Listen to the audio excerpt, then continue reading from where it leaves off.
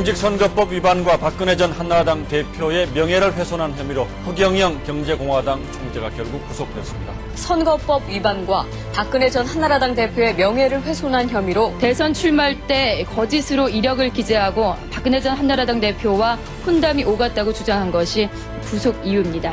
증거인멸과 도주의 우려가 있어 영장을 발부했다고 밝혔습니다. 부시 만난 것도 동영상이 있지, 정확하게 여건이 있지, 비자 있지, 미국에 초청장 있지. 뭐가 허위라는 거야, 이 사람들아. 우주에서 가만 보고 있자니 눈에서 불이 난다. 부정부패한 정치 세력을 몰아내려 돌아온 슈퍼맨이 아닙니다. 슈퍼맨이라고 써있네요. 10년 만에 복귀로 잡았습니다. 예. 누구의 복귀입니까? 허경영 씨인데요. 안녕하세요. 안녕하세요.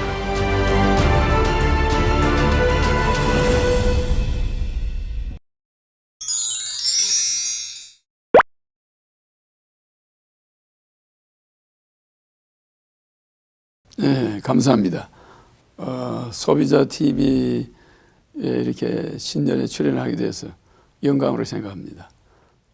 우리나라 소비자들이 지금 상당히 무술년 한 해 굉장히 많이 우여곡절이 있고 어려움이 많았습니다. 그래서 지금 우리가 놓지 말아야 될 것은 물질적으로는 소비자들이 어려움을 많이, 또 영세 상인들이나 소비자가 똑같이 어려움을 겪었다고 봅니다. 물가는 올라가고 실업률은 또 높고 이런 현상에서 우리 국민이 어려움을 많이 겪었지만은 희망을 놓지 말아야 됩니다. 황금 대지 해에는 우리 소비자 여러분들이 모든 소득이 정대되고 소비자들이 진짜 왕인 그런 나라가 만들어지는 해가 되기를 진심으로 빌겠습니다. 감사합니다.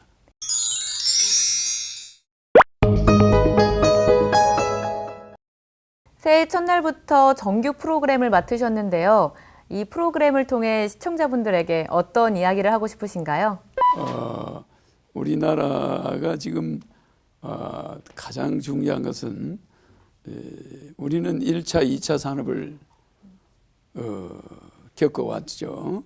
그래서 3차 산업은 지금 60대들이 이제 3차 산업을 받고 이제 4차 산업을 남겨놓고 있습니다. 이 4차 산업은 교육으로는 불가능한 겁니다. 1차, 2차 산업은 교육을 잘 함으로써 우리가 지식 중심으로 벗어왔지만은 정말 1961년도 GDP 100불에서 지금 2018년 GDP 3만 불까지 급격히 성장해 오는 과정에서 상당히 우리 국민들이 고생을 했습니다.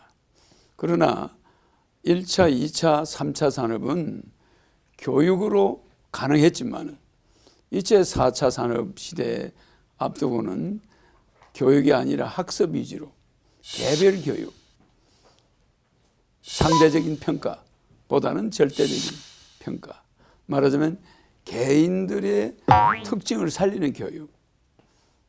그러니까 교육을 버리고 학습으로, 교육은 학교와 국가와 교육자 중심이지만 학습은 그 공부를 하는 학생 중심으로 개개인의 전공을 살려주는 이런 4차 산업 교육을 하지 않으면 우리가 아날로그 시대나 또 아티피셜 인텔리전스 인공지능 시대나 또 우리가 다가오는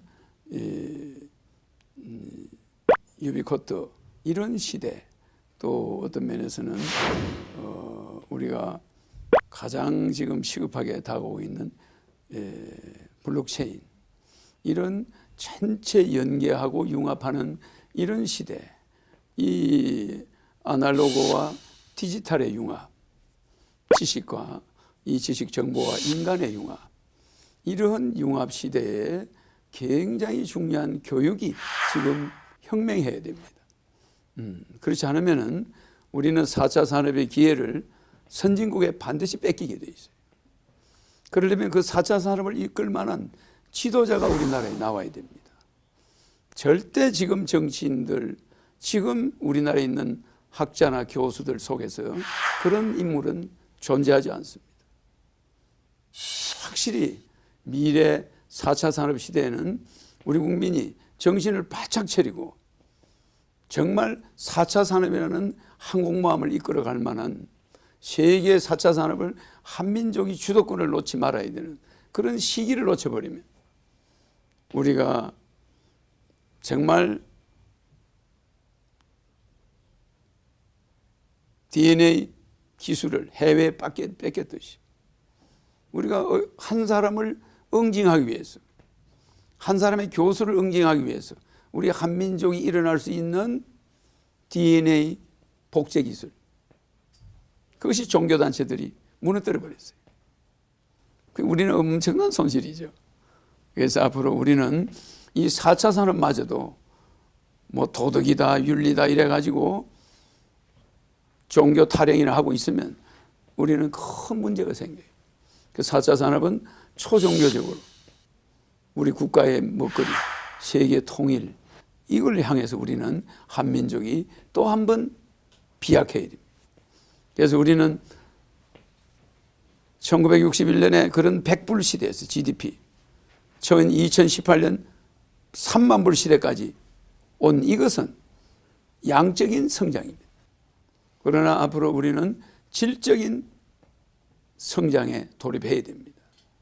그러면 우리는 새로운 교육제도, 정말 우리가 말하는 줄서기 교육, 그런 거 이제 없애고 모든 사람이 다 특징이 있고 개성이 있고 교과서 없는 교육, 그런 교육에서 교과서 없는 학습 시대로 들어가서 개개인의 개성을 살려주고 모든 사람이 직장을 가질 수 있게 해주고 정규직을 절반 정도 줄이고 비정규직이 많게 해가지고 모든 직장에 여성들이 자유롭게 접근하고 아침부터 저녁까지 직장에 있는 게 아니라 시간 타임으로 어떠한 정부 부처든 개인 회사든 비정규직들이 시간 타임으로 자유롭게 드나들 수 있고 직장을 공유할 수 있고 그럼으로써 자유로운 직장 생활을 할 수 있고 아기를 돌볼 수 있고 타임으로 근무할 수 있는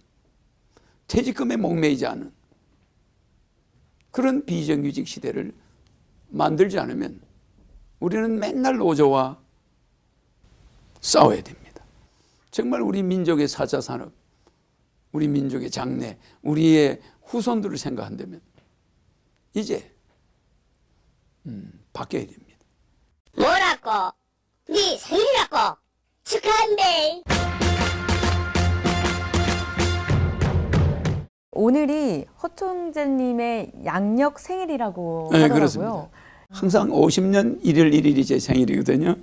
그러니까 음력으로는 49년 11월 13일. 음력으로는 그런데 오늘이 양력으로 50년 1월 1일이니까 제 생일이 맞네요.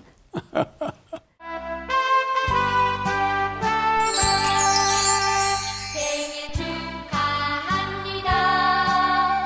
생일 축하합니다. 당신의 생일을 축하합니다.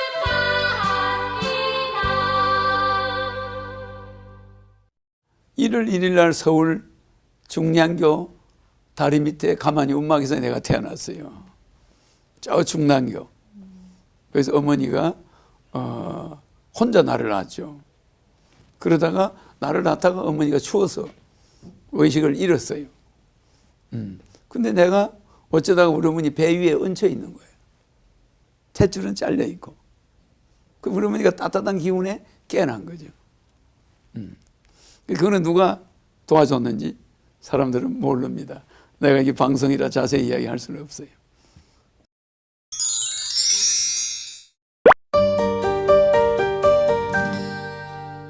네, 또 탄생일과 관련된 일화가 있나 봅니다. 네, 그러니까 네. 이제 아버님이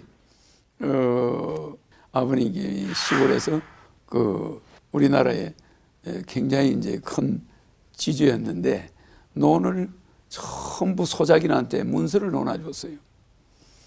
땅 문서를. 그래가지고 이제 사상범으로 몰렸죠. 그래가지고 논을 받은 사람들이 전부 농사를 못 짓게 막 정부에서 핵가루를 뿌리고, 그리고 이제 아버지는 사형을 받았죠. 그래서 서울 서대문 구치소에서 사형을 기다리고 있을 때 우리 어머니가 서울로 올라왔죠. 진주에서. 아버지 고향이 진주니까. 그러다 어머니가 아버지가 돌아가기 감옥에 간 지 2년 만에 저를 태몽 꿈을 꾸고 뵀어요. 그래서 이제 어머니한테 제가 태어났는데, 유견하기 이틀 전에 아버지가 이제 전쟁이 나기 직전에 돌아가시고 이틀 있다가 유교가 났죠. 그리고 어머니가 이제 아버지 시체를 못 찾죠. 서대문 형무소가 이제 계력형들이 내려오니까, 북한에서 내려오니까. 그래서 그냥 홀몸으로 나를 데리고, 갓난아이를 데리고 진주 고향에다 데려놨죠. 그래서 내가 소작인 집에서 커요. 아버지 때문에 나를 맡을 수가 없어, 집안에서. 그 아버지는 무슨 공산주의 사상이 아닌데 이제 소작인들한테 논을 논아주자고 할아버지한테 자꾸 이야기해가지고 그런 사태가 일어났죠. 그래서 아버지가 참 지금 생각해보면 대단하신 분입니다.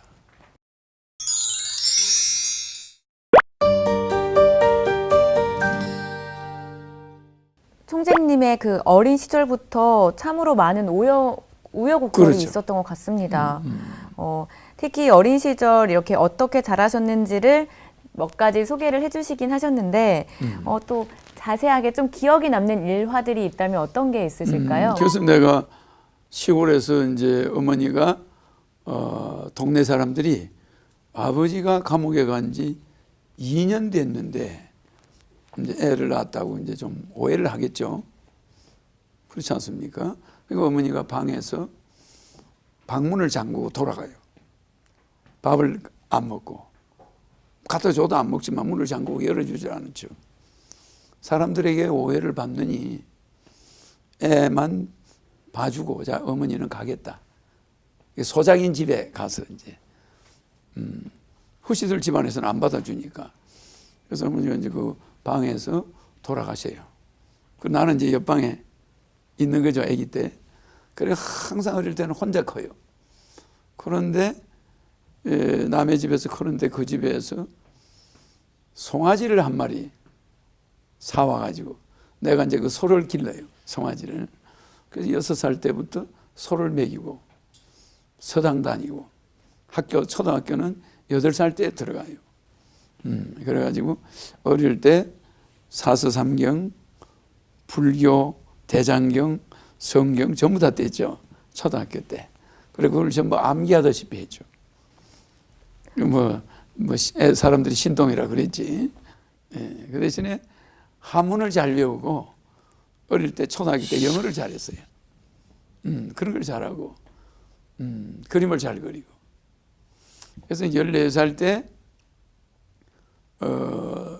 서당 선생이 내한테 한문을 가르쳐주던 서당 선생이 돌아가세요. 돌아가시는데 그 마지막 날 돌아가는 날도 서당에서 돌아가세요. 그래 내가 그거 가서 새벽 4시에 가서 항상 공부를 하니까 새벽 4시에 가서 공부를 하는데 그 당시 공부하러 가는 학생이 한 30명 됐는데 그날 그걸 외우지 않으면 그 다음 진도가 안 나가니까 다 그만둬 버렸어요. 내 혼자 6년간 초등학교 다니면서 서당을 다녀요. 학생이 내 하나뿐이니까. 그리고 그 서당 선생이 구인내 씨의 큰아버지, LG그룹을 만든 구인내 씨의 큰아버지 구연석 선생님인데 그분한테 내가 배웠죠. 그리고 그분이 돌아가고 나서 바로 나는 서울로 올라옵니다. 나만 중학을 못 갔어요. 우리 졸업생 250명 중에 내만 중학교를 못 가고 또 그 학교 중에 부모 없는 애가 내밖에 없었어요. 내만 중학을 못 가고 이제 머슴살이를 하고 있는데 사람들이 전부 서울로 가라는 거예요. 동네 사람들이. 공부를 잘하던 사람이 중학을 못 가니까. 그래 내가 이제 어머니 산소 가서 흙을 파가지고 보따리 싸가지고 근데 그 어머니를 모시고 가는 거죠. 그리고 흙을 보따리 싸가지고 공부하던 책을 들고 서울로 가요. 기차 타고. 그리고 갔는데 서울역에서 붙들려요. 무임승차 해가지고. 대전까지 가는 기차표는 되는데 서울까지는 안 되는 거예요. 돈이 모자라니까. 그 대전까지는 괜찮았는데 대전서부터는 의자 밑에 들어갔어요. 사람들 앉는 의자 밑에. 그 들어가가지고 서울역에 내렸죠. 내리니까 어디가 어딘지 모르잖아요. 거기서 붙들렸어요. 그래 한 3, 40명이 붙들렸어요. 서울역 대합실에 붙들려 갔는데 제 보따리에 이제 그 한문책이 많잖아요. 그러니까 여기에 있는 남자 직원, 여자 직원들이 검사를 해요. 이거 아버지 책을 훔쳐온 거 아니냐 그래요. 내 공부한 책이야 전부 다. 아니라고 내가 그걸 외우니까 되게 놀랬을 거 아닙니까? 아니 그럼 네가 꼬마 네가 이걸 다 외운단 말이에요. 다 외우죠. 그래 그 한문책을 보고 이제 그 사람들이 놀랬잖아요. 그래 이제 우리 어머니 흙보따리를 딱 풀어보니까 흙이잖아요. 흙은 왜 가져왔냐 그래. 아 이거 우리 어머니 산소에서 파가지고 왔다. 나는 우리 어머니하고 같이 다닌다. 그래 내가 앞으로 성공한다. 그래서 나는 어머니 흙을 지금도 가지고 있어요.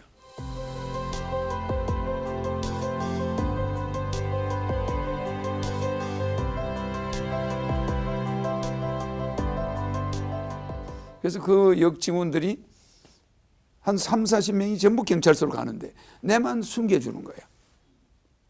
그래가지고 그 사람들 가고 나서 경찰들이 가고 난 다음에 나를 갖다가 돈을 모아가지고 주는 거야. 공부하라고. 그러니까 그 여직원들이 역에 있는 여직원들이 돈을 모아가지고 서울역 앞에 나를 마중을 해줘요. 그러면서 막 우는 거야 전부 다. 역에 있는 여직원들이. 자기 집에 가면 좋은데 자기 집도 가난해가지고 같이 있을 수가 없다고. 그러면서 내가 동생 같으니까 그 누나들이 돈을 주면서 막 울더라고요. 그래서 내가 서울역을 걸어 나왔지. 걸어 나오니까 서울이 엉망이야 이게. 6.25 사변 때문에. 남대문밖에 없어요. 다 무너지고 막 그렇다고 막. 그게 이제 어디로 갈 건가 하다가 어머니가 내 낳았다는 중량교 다리. 그 가만히 엄마 있던 자리. 그거 갔죠. 얼마나 거기가 처참한지 몰라요. 판잣집들. 엄청 쓸쓸하더라고요. 그래 그거 갔다가 이제 우리 아버지가 돌아갔다는 서대문 형무소 갔다가 그래 이제 서울 생활이 시작됐어요.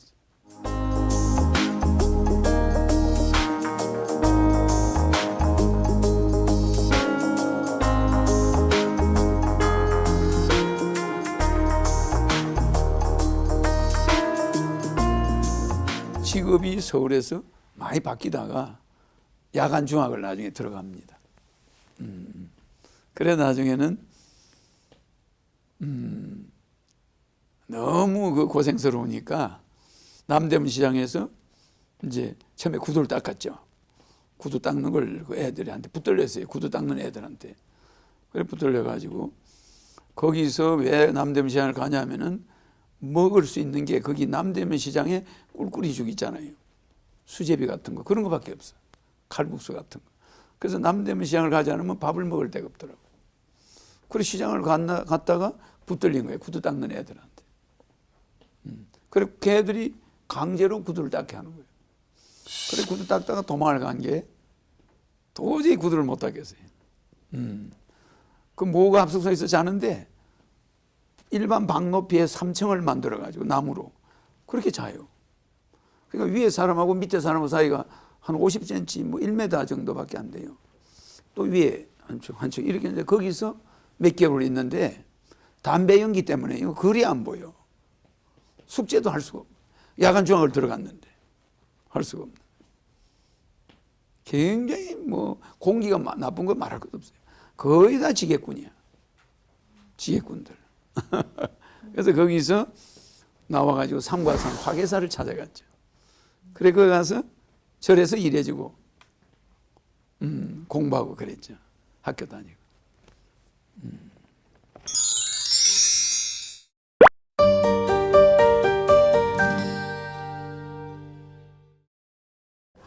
한문책을 달달 외우셨다고 하셨잖아요. 혹시 지금도 외우실 수 있는 게 있으세요? 뭐 한문책을 뭐 워낙 많이 외우죠. 제가 마지막 배운 게 천식일남이에요. 천식일남이라는 책인데 주역보다도 단수가 높죠.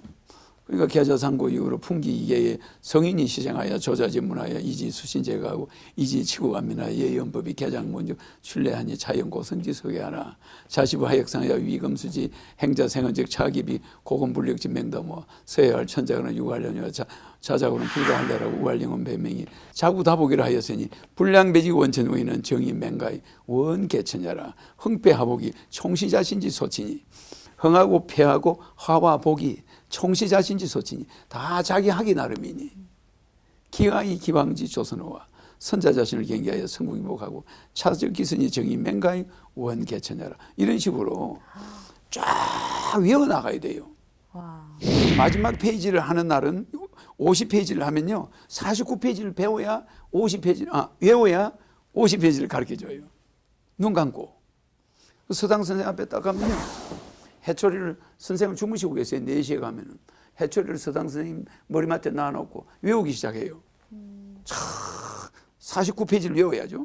1페이지부터 촥 외우면 서당 선생님이 쏙 해초리를 잡으면서 일어나요. 해초리를 잡습니다. 대나무 해초리를 딱 잡고 책을 오늘이 어디에 배울 곳이냐 하고 탁 제껴줘요. 그럼 그거부터 설명을 듣는 거죠. 굉장히 무서워요.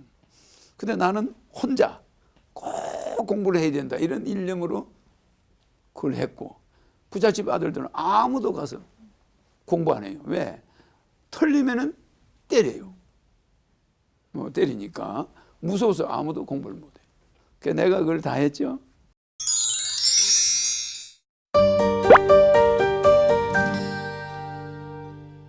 그럼 그 당시에는 공부하는 게 즐거워서 하신 거예요? 아니면은? 그런데 나는 특징이 모든 것을 다 즐겁게 합니다. 그러니까 부자가 되는 사람은 푼돈을 아끼는 사람이에요. 목돈은 기부도 하고 남한테 잘 주지만 푼돈은 비싼 밥을 안 사 먹어요. 부자들은 굉장히 작은 돈을 쏘면 그 사람을 다시는 상대하지 않아요. 무슨 말인지 알죠? 부자들은 푼돈에 굉장히 인색합니다. 그래서 부자가 되는 거고 성공하는 사람은 짜투리 시간을 아껴요. 그러니까 공부할 때는 쭉 하더라도 쉬는 시간에 너무 놀아버리면 다 잊어버려요. 그러니까 학교 가는 시간에 또 공부해요. 지게 지고 가면서도 공부하고 나무하면서도 공부하고 그러니까 잠시도 짜투리 시간에 멍청아 있는 시간이 없어요. 서울에서도 그랬고 시골에서도.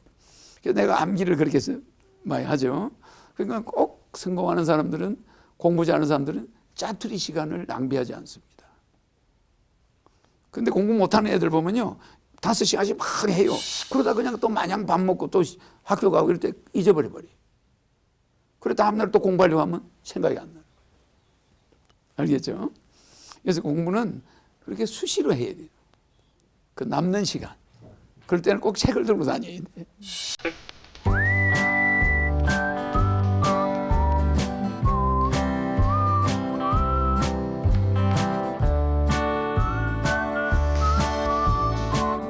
서울에서 버스 조수를 했거든요.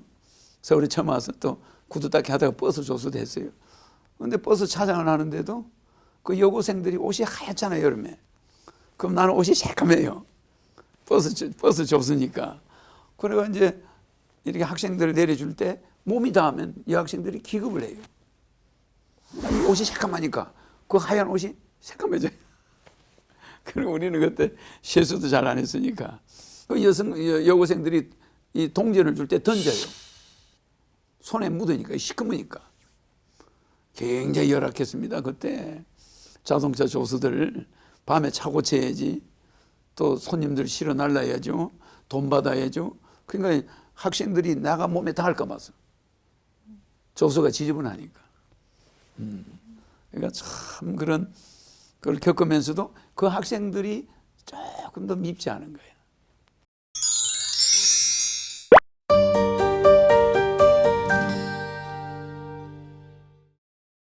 어린 시절에 양아들만 무려 3번을 지냈다고 네, 3번. 하더라고요. 이 사연도 굉장히 궁금하거든요. 그러니까 화계사에 갔을 때 숭산 이행원 스님, 그 당시 조계종 감찰부장이면서 화계사 주지였는데 그 스님이 나중에 나하고 17살까지 같이 있어요. 절에서, 화계사에서. 근데 있는데 거기 가서 내가 공부하겠다 하니까 스님이 이래주고 공부해라. 그런 거기 있었죠. 근데 그 주지 스님이 나하고 몇 년 있다가 미국으로 가요. 37에. 주지 스님, 39에. 주지 스님이 미국으로 갑니다. 일본을 거쳐서 미국을 가서 전 세계에다가 절을 300개 이상 만든 사람이에요. 숭산 이행원 스님. 우리나라 불교계에서 세계 포교 1인자입니다. 그 스님을 만났는데 화계사 주지였는데 화계사를 떠나면서 내보고 같이 가자는 거예요. 그래서 그 스님하고 따라서 서울역에 갔어요. 나도 보따리 싸래요. 니는 중이 될 애가 아니고 너는 우리나라의 나라를 위한 큰 일꾼이 돼야 되니까 너는 절에 있을 애가 아니야. 그러니 너도 화계사 나가자. 그래 따라 나왔어요. 그래서 서울역에서 스님은 미국으로 간다고. 우리나라 비행기가 미국 가는 게 없으니까 일본을 거쳐서 가는 거죠. 그래 일본 가는 배 타러 부산으로 가고 나는 스님이 화계사는 스님이 한 300명 있으니까 맨날 일해야 되니까 네가 공부할 시간이 없으니까 평창동에 세금정에 가면은 스님 한 분이 있는 절이 있으니까 그거 가라. 청평사를 알려줘요. 그래서 그 절을 서울역에서 스님하고 이별을 하고 스님은 미국으로 가서 다시는 안 온대 한국에. 그러면서 다음 세상에 만나자 이러고 나고 이제 서울역에서 이별을 하고 헤어졌어요.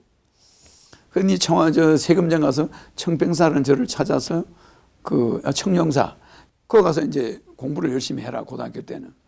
그리고 그 절을 찾다가 못 찾고 밤중에 절을 찾아다 이제 산에서 여자들이 내려오는 거야. 한 5명이.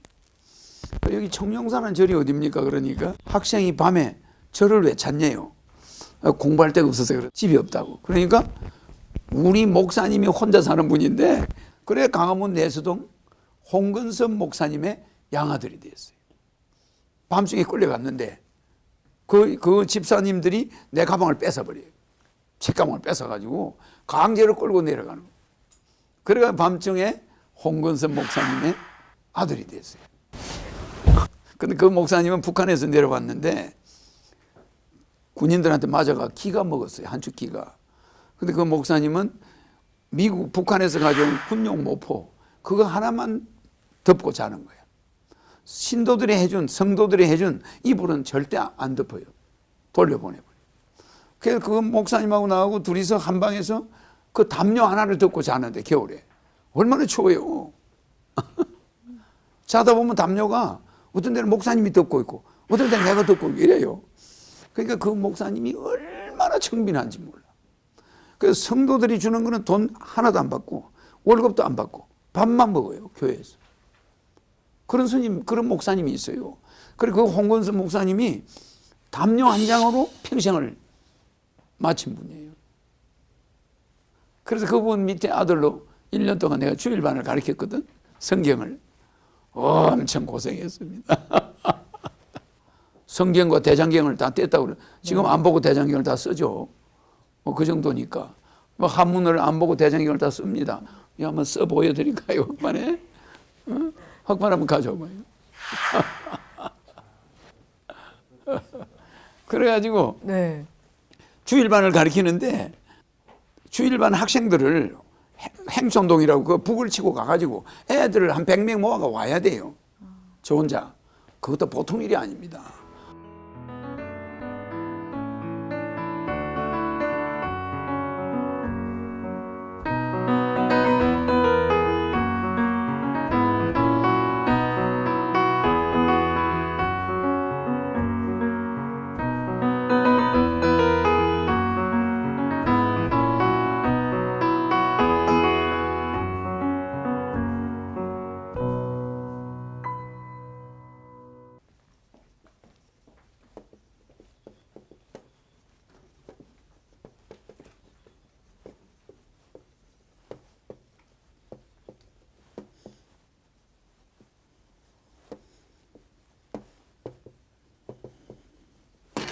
이렇게 되는 거죠.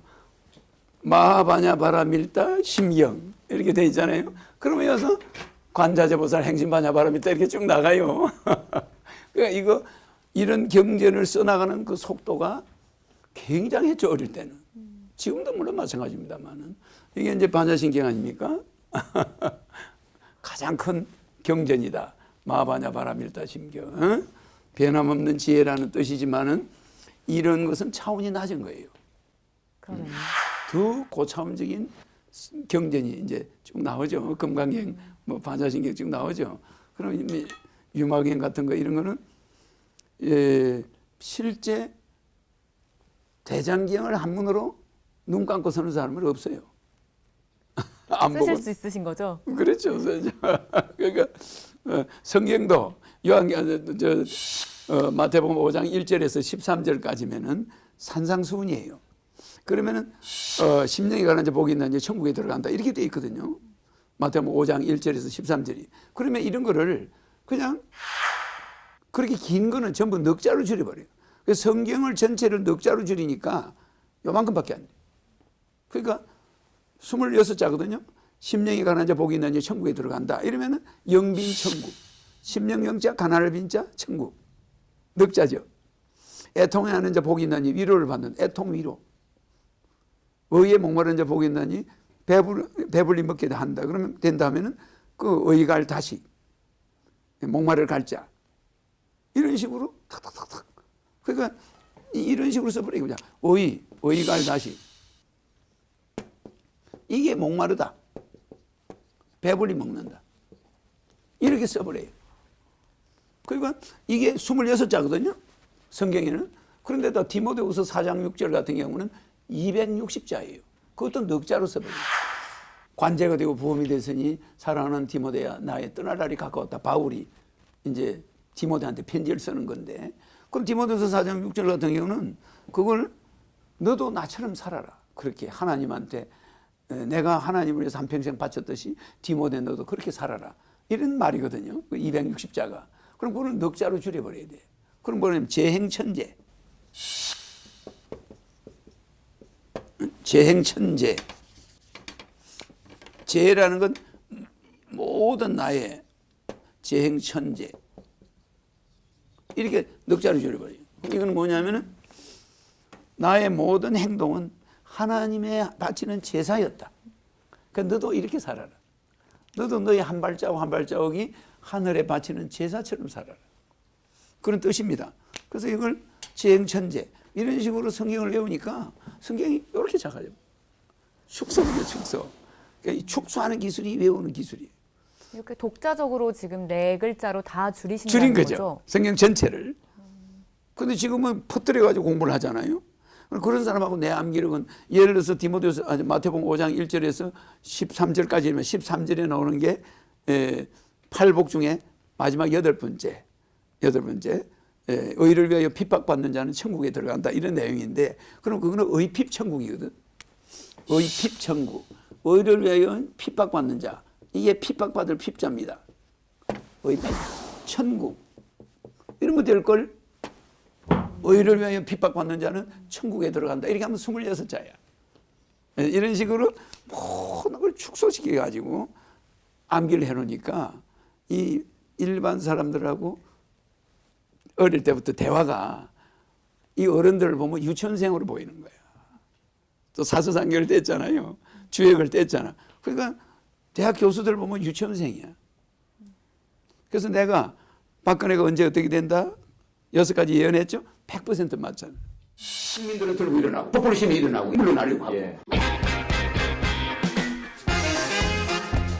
연을까지 못하고 뭔가 문제가 온다는 걸 나는 내다보고 있는 거예요. 작년부터 레임덕이 생기면서 대선에 들어가는 거니까 1년 전에 운동을 해야 됩니다. 그래서 이런 정국이 계속될 겁니다.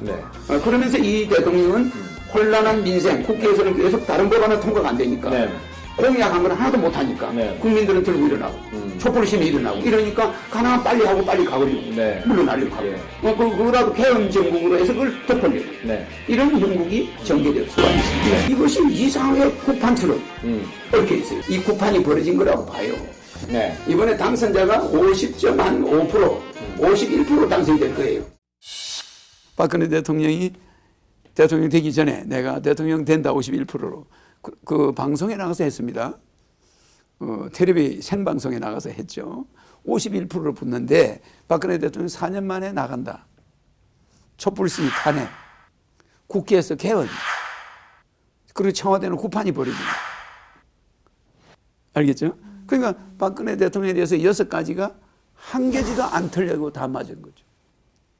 본 것처럼 그렇게 됐잖아요. 그걸 예상한 사람은 없어요, 우리나라에. 결혼 비용 걱정 없이 올바른 국민으로서 국가의 일원이 되는데 밑거름이 될 수 있도록 결혼하는 남녀에게 5천만 원씩 1억 원을 지급하여 결혼 부담으로 인한 서민 부채의 원인을 제거하며 출산율 증가 방안으로 출산시마다 출산수당을 3천만 원씩을 지급하여 망국적인 인구 감소를 막겠습니다. 그래서 제가 공약도 25년 전에 예언한 것이 결혼하면 1억, 애 낳으면 3천만 원 이런 것이 말입니다. 미래 출산 사이클이 무너진다는 걸 내가 알고 한 거예요. 58년 개띠가 베이비붐 세대입니다. 그러면 20년마다 베이비붐이 있지 않으면 인구가 무너져 버려요. 그러니까 58년에 베이비붐이 있으면 78년에 베이비붐이 있어야 되겠죠? 98년에 있어야 되겠죠? 2018년에 있어야 되잖아요. 이게 58년에만 베이비붐 세대가 있어가지고 58년 사람이 많아요. 그런데 지금요, 7, 8년, 20년 후에 98년, 2018년 있나요? 이 베이비붐이 없으니까 노인만 급증하는 거예요.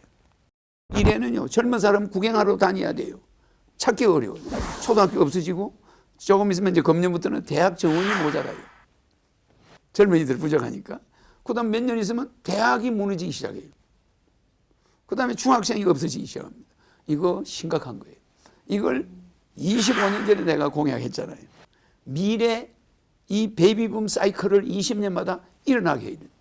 그러면 결혼하는데 1억, 애 낳으면 3천만 원. 이거 주지 않으면 우리나라 망한다. 그랬더니 내보고 미쳤다고. 전 국민이 나를 그냥 미친 사람으로 오해했죠. 근데 요즘에 그게 딱 맞잖아요.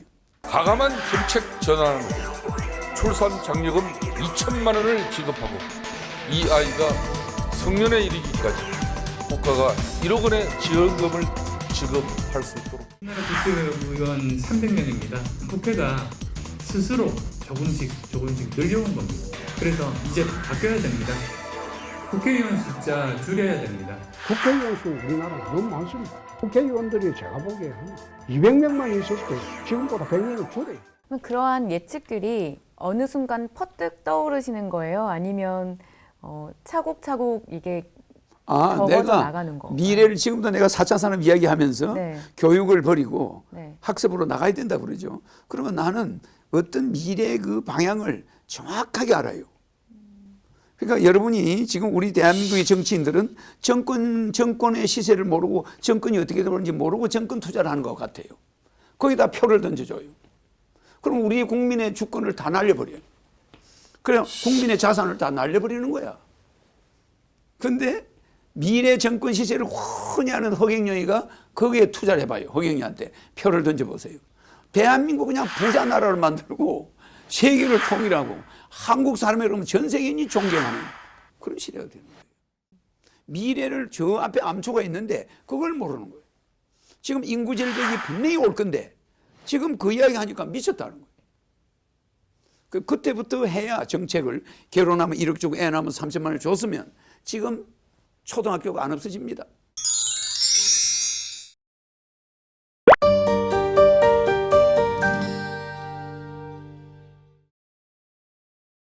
허 총재님의 성함 허경영에는 깊은 뜻이 담겨져 있다고 하는데 어떤 의미가 담겨 있나요? 내가 서울서 났잖아요. 네. 그러니까 서울경자. 영자는 허씨의 돌림자입니다. 돌림자. 그래서 허경영이 허라고 자. 근데 또 어떤 의미가 있냐면은 우리나라 서울을 중심으로 동경, 서경, 중국의 남경, 중국의 북경이 있잖아요. 그 서울만 센터포드예요. 그 동쪽에 있으면 동경, 서울이 중심이 되는 거예요. 서울이 랜드마크가 되는 거예요. 서울이 랜드마크가 되는데 무슨 말이냐면은 여기가 서울이 있으면은 네. 우리나라 지도가 이렇게 돼서 이렇게 있죠. 그럼 여기 서울이 있잖아요. 동경이 있지 않습니까? 여기는 동경. 그리고 이거는 동쪽에 있다 해서 동경입니다. 이게. 이거는 서중국에 중국이 이렇게 돼 있으면은 여기 중국에 서경이 있어요. 여기 서경. 여기 남경이 있잖아요. 남경. 여기 북경이 있어요. 그러니까 이 북경. 이렇게 있죠. 그러니까 여기에 서울경자가 있죠. 그죠? 서울이 있잖아요. 그러면은 허경영, 허락허자, 허락을 맡았다. 서울을 편안하게 한다. 이거는 동서남북 수도를 편안하게 할 사람으로 와 있다는 거죠. 네. 이 허경영이라는 이름은 33핵입니다. 그런 특수한 그 에너지가 있어요. 그러니까 내 이름 먼저 불러보는 사람들이 많죠. 네, 궁금증을 조금씩 남기시고 계속 답변을 해주세요. 네, 그게 왜냐하면은 네. 여기서 다 이야기할 수 없는 게 있어요. 방송이라 내 이름에 대한 비밀이 있어요.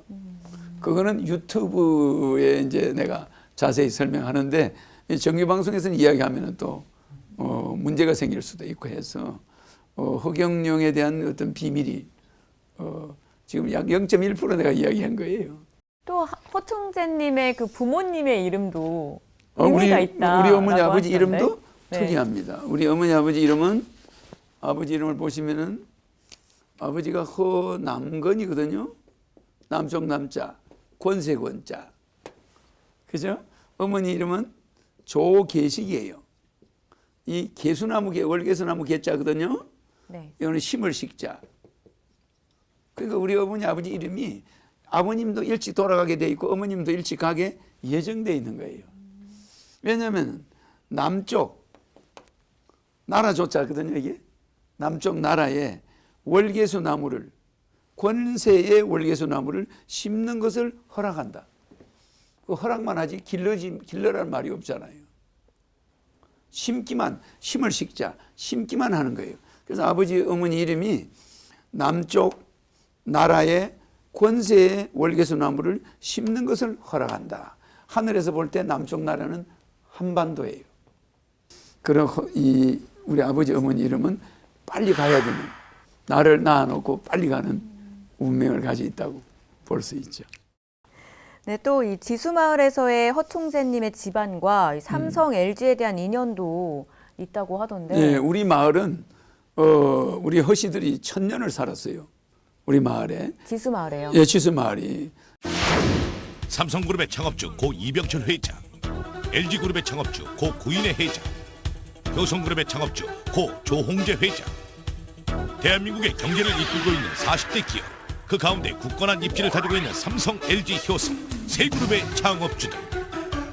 이들의 공통점은 과연 무엇일까? 이거 지수 사람이래. 지수 초등학교 동기 아닙니까? 지수 초등학교 동기? 놀라운 제보 확인을 위해 학교를 찾았다. 대한민국 굴지의 기업인 삼성, LG, 효성의 창업주들이 같은 초등학교를 다닌 게 사실이라면 이거야말로 특종 중에 특종. 교장 선생님께 사실 확인을 부탁드렸다. 진짜 교장 선생님도 약간 재벌 같다. 과연 이곳에서 우리가 찾던 답을 들을 수 있을까? 삼성, LG, 효성그룹의 창업주가 이 학교를 나오셨다 그러던데. 예, 맞습니다. 세 분 다 우리 지수초등학교에 다니신 게 맞습니다. 이 학교 출신 재벌들이 30명이나 된다는 사실, 그리고 또 하나의 재미있는 사실을 알게 되었다. LG 명예회장. 대통령 후보로 출마한 허경영 본교 38회 졸업생. 어허, 이거 정말 묘한 우연이 아닐까. 그런데 작은 시골학교에서 이렇게 부자들이 많이 나오게 된 이유는 과연 무엇일까? 이 지수라 하는 동네가 아주 그 참 좋은 동네, 인심이 넉넉한 동네. 그래서 막 훌륭한 분들이 많이 나오지 않았나. 근데 우리 지수 마을이 진주인데 그 진주에 우리 지수 마을에 178명의 재벌이 나와요. 178명입니다. 재벌이. 그러니까 특이하죠. 그러니까 삼성, LG 그렇지 않습니까? 그건 우리 할아버지의 돈들이 들어간 거죠. 그러니까 구인내 씨는 우리하고 사돈감입니다. LG그룹을 만든 구인내 씨의 어머니가 허얼수 씨예요. 우리한테는 고모, 집안의 고모인데 또 삼성의 이병철 회장의 누님이 우리 허씨한테 시집을 와가지고 이병철 회장이 어릴 때 우리 마을에 와가지고 거기서 우리 집에서 학교를 다녀요. 초등학교를. 지수초등학교 나왔습니다. 그러니까 이게 삼성과 LG 우리 허씨가 전부 사돈이에요. 거기 한 마을에. 그러다 보니까 거기서 진주에서 SK 뭐 우리나라 재벌이 거기서 다 나옵니다. 나오는데 이번에 축구 감독 박항서. 네. 그 박항서 씨도 우리 고향 사람이에요. 그러니까 우리 고향은 그 박항서 어머니가 백정옥 여사인데 그 백 여사님이 박항서를 한양대학교 체육과에다 넣었어요. 축구부에다가. 갖다 넣어놓고 그렇게 한양대학의 축구부에다 지원을 많이 했어요. 그러니까 그 우리 고향에 어떤 사업을 하든 모든 사람들이 다 크게 성공을 하는 거야. 축구 선수가 됐든 뭐 재벌이 됐든 대통령 후보가 됐든 하여튼 거기서 빛을 안 본 사람이 없어요. 다 승승장구해요. 그래서 풍수가 좀 특이한 데입니다. 그래서 풍수 전문가들이 관광버스로 공부하러 많이 와요. 내가 어릴 때 우리 마을을 와요. 와서 둘러보고 갑니다. KBS도 왔다 갔죠. 방송국들도 많이 와요. 시민들의 의견이 달라지고 있는 건 사실인 것 같습니다. 네, 그래서 많이 달라졌어요. 소비자 TV가 이 총재님에 대한 시민들의 반응을 직접 들어보기도 했습니다. 아, 그래요? 네. 네, 그런데 여전히 너무 공약이 허황되어 있다. 심지어는 방송을 보니 사기꾼 같더라. 이렇게 말씀하시는 분들도 계셨어요. 아, 그거는 그거는 나하고 파가 완전히 다른 사람들이. 이러한 구설수에 대해서는 어떻게 반응을 하시거나? 아, 그러면 안 됩니다. 그거는 자유니까. 우리가 국민의 3대 권리가 생존권, 소유권, 평등권. 국민의 5대 권리가 청구권, 평등권, 참정권, 사회권, 자유권이에요. 그럼 5대 권리 중에 청구권, 평등권, 참정권, 사회권, 자유권 중에 이 자유권이 언론, 출판, 집회, 결사, 종교, 사상, 표현, 양심의 자유예요. 8가지는. 그러면 이거 자기가 표현하고 싶은 대로 표현하는 거예요. 그 사람 보고 왜 나보고 안티라고 그럴 필요 없습니다. 자기의 자유예요. 자유인데 그 사람이 나를 지지 안 하다 보니까 다른 사람을 지지하는 거죠. 그럼 거기에 대해서 나는 관심이 없어요. 알겠죠? 어쨌든 나를 지지하는 사람이 너무 많다는 거. 그렇지 않습니까? 그래서 만약에 반대파가 없으면 전기불이 안 켜집니다. 이 플러스만 있으면 전기불이 안 켜져요. 마이너스도 있어줘야 돼요. 그래야 술집에서 서로 싸워요. 허경영 지지자와 아닌 사람들끼리 파워가 일어나면서 불이 붙어요. 이게 불이 켜지는 게 플러스 마이너스가 싸우는 거 아닙니까? 플러스만 있으면 꺼져버려요. 너무 지지자가 넘쳐버려도 안 돼요. 1등만 하면 되는 거 아니에요? 그죠? 그러니까 안티는 있게 말이냐. 내 공약이 사기 같다. 이런 사람은 불행한 운명을 맞이하게 되는 거예요. 대한민국이 가난해지는 거지. 자꾸 그런 사람을 뽑아보세요. 그렇지 않습니까? 국민을 기만하는 사람들, 부익부 빈익빈을 만드는 사람들. 분배 정의가 허경영에 의해서 실현됩니다. 단 허경영이 대통령 당선되는 날 두 사람의 종류가 나옵니다. 한 사람들은 심판의 대상이에요. 한 사람들은 행운을 잡는 거예요. 그 행운을 잡는 자들이 국민이에요. 심판의 대상 정치꾼들이에요. 엄청난 리스크가 나와요. 상상을 초월합니다. 왜? 5천만 국민을 살리기 위해서. 희생자가 있어줘야 돼요.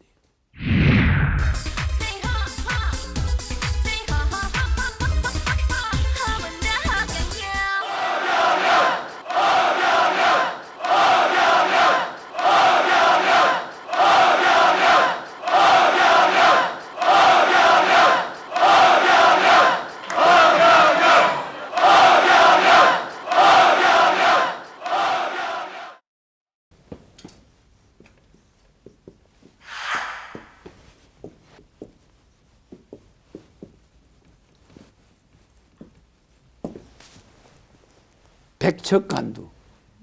그러니까 굉장히 높은 곳에서 우리 국민이 죽느냐 사느냐는 기로에 있어요. 백척간두. 그러니까 우리나라가 지금 이렇게 심각한 위기에 있다는 걸 알아야 되는데 북한하고의 여러 가지 외교 문제, 미국과 중국의 문제 이런 문제에 우리가 직면해 있는 데다가 전부 다 가정들이 파산 위기에 있는 사람이 많아요. 은행은 이자가 올라갈 것이고 여러 가지 금융 부담이 늘어나면서 직장은 못 가고 결혼 못 하고 집안에 남자 여자 결혼 못한 아들 둘씩 데리고 있는 사람도 많아요. 그래서 이건 인생에 있어서 백척간두에 서 있다. 까딱 잘못하면 감옥으로 떨어지고 까딱 잘못하면 사자한테 먹히고 아주 그냥 진퇴기로에 우리가 서 있습니다. 이럴 때 이 백척간두를 해결할 수 있는 사람이 바로 접니다. 그래서 저의 강의를 이 소비자 TV에서 하는 제 강의만 잘 들으면 이 백척간두에서 우리 국민은 벗어날 수 있습니다. 알겠죠? 감사합니다.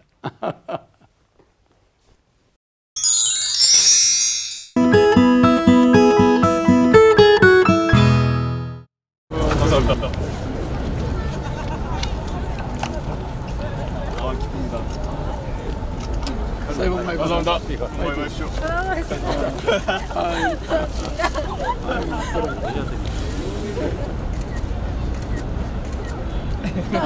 감사합니다.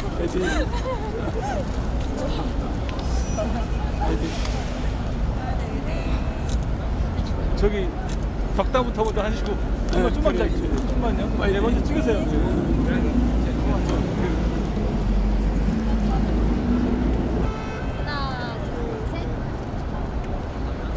오케이. 네, 저기 자 빨리 와.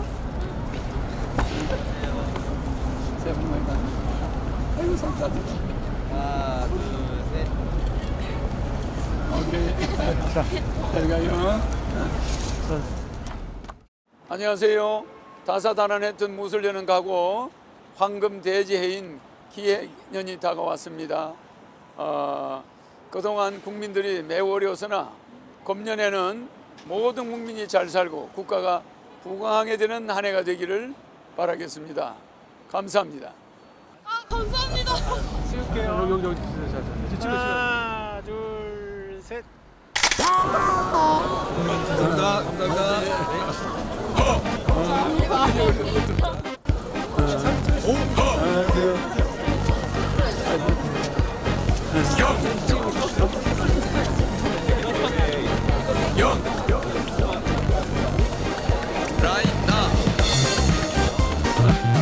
어떻게 생각하십니까?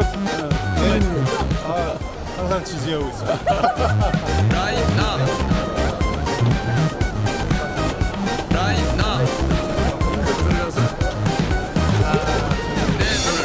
넌 행복해지고 내 눈을 바라봐. 넌 건강해지고 허경영을 불러봐. 넌 웃을 수 있고 허경영을 불러봐. 넌 시험 합격해 내 노래 불러봐. 넌 사랑 빠지고 내 노래 불러봐. 넌 키도 커지고 허경영 씨가 옛날에 대선에 나오셨을 때 이제 출산 정책이나 그런 거에 대해서 솔직히 남들이 그때 다 비판을 하고 있었잖아요. 뭐 말도 안 된다, 뭐 세금이 남아도냐 그런 식으로 비판을 당하셨는데 박근혜 정부 들어서고 나서는 박근혜 정부부터 그게 실현이 됐잖아요.